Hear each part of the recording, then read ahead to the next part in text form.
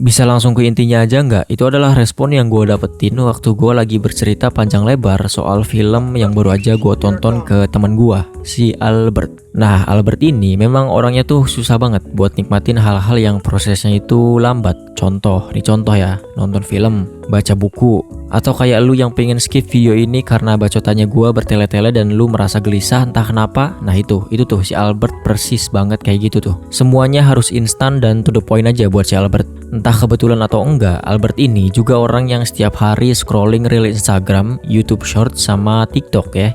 Gue nyebut kata TikTok aja merinding bulu gue sebenarnya. Bahkan dia juga cerita lagi berak pun dia sambil pegang HP buat terus scrolling TikTok. Bosen dan gelisah sendiri katanya kalau nggak sambil ngelakuin sesuatu. Nah ternyata fenomena ini bahkan punya istilahnya sendiri, namanya TikTok Brain. Kondisi dimana otak udah terbiasa dapat stimulus yang cepat dan intens, jadi susah aja buat nikmatin hal-hal yang fasenya tuh lambat. Juga cenderung gelisah dan gak nyaman kalau misalkan di satu momen secara harfiah dia harus diem gak ngapa-ngapain. Nah tapi menariknya, video pendek sebenarnya bukanlah hal yang bikin si Albert jadi orang yang gak sabaran kayak gitu. Tapi kebanyakan video pendek adalah hal yang bikin si Albert jadi gak sabaran kayak gitu.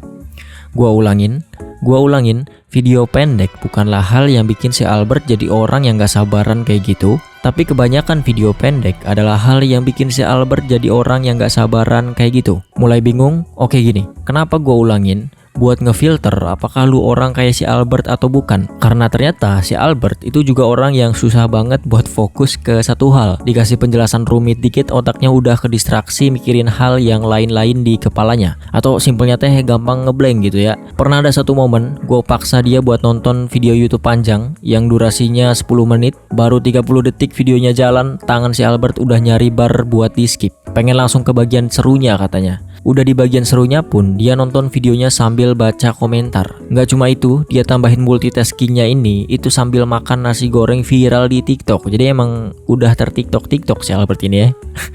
Tapi sebenarnya apa yang terjadi sama otaknya si Albert? Jadi gini, setiap kali si Albert scrolling video pendek dan nemu sesuatu yang menarik, otaknya ngeluarin yang namanya dopamin.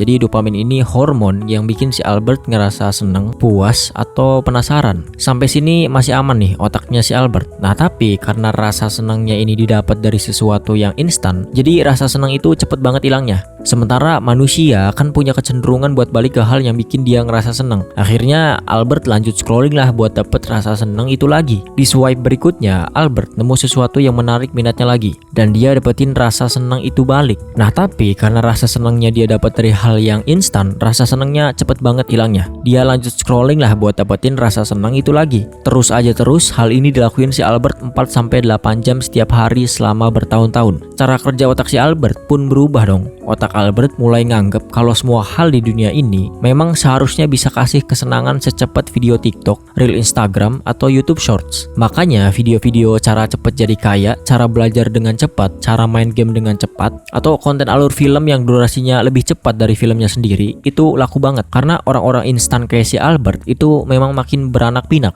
Masalahnya dunia nyata itu nggak kayak gitu. Dunia nyata itu lambat. Baca buku butuh waktu, jadi kaya butuh waktu, nonton film butuh kesabaran, belajar hal baru butuh fokus, you name it lah. Hasilnya otak si Albert yang udah terlatih buat dapetin kesenangan dengan cepat, jadi gampang frustrasi aja gitu waktu nggak dapet rewardnya secepat itu. Orang-orang kayak si Albert ini jadi susah banget buat ngerasa puas sama hidupnya. Hal-hal kecil yang dulunya dia suka banget sekarang jadi nggak ada rasanya lagi. Semua hal jadi kerasa kurang seru dan kurang menstimulus kalau nggak secepat dan seintens scrolling di TikTok. Nah kalau lu ngerasa relate sama si Albert, tenang aja, kabar baiknya penyakit brain rot ini tuh bisa disembuhin. Caranya coba deh lu 1 hari aja tanpa scrolling video pendek. Atau kalau lu seorang gamers, coba hanya install cuma 1-2 game aja di library dan lu mainin itu game secara pelan-pelan. Gak usah speedrun ya, gak usah ngeliat review orang terkait gamenya, gak usah lihat tutorial waktu lu stuck di stage tertentu, dan gak usah cari cara paling ideal dan cepet buat namatin itu game.